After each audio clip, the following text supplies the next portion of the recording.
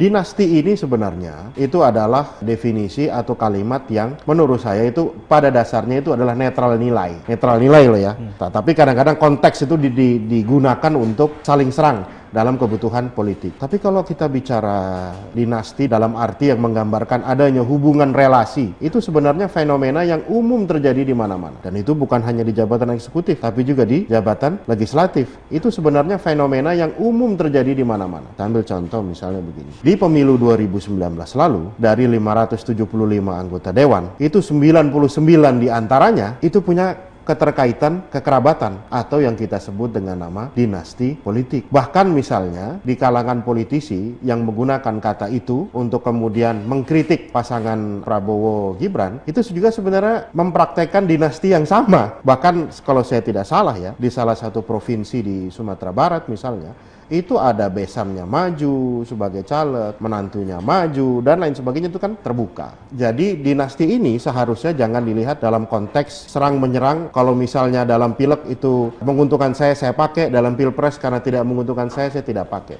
Tapi yang lebih penting sebenarnya, kita harus melihat bahwa seperti misalnya di luar negeri ada dinasti Kennedy, ada dinasti Clinton, ada dinasti Gandhi. Dinasti ini adalah sumber inspirasi bagi bangsa yang mereka itu melihat memang ada genealogi dari tokoh-tokoh yang mereka berhasil mendidik anak-anaknya atau keluarganya memberikan kontribusi lebih. Saya ambil misalnya kata-kata kalimat nama Subianto, dari Prabowo Subianto. Itu kan diambil nama itu dari salah seorang pahlawan, paman dari Pak Prabowo, itu yang mengorbankan nyawanya, gugur di dalam salah satu pertempuran.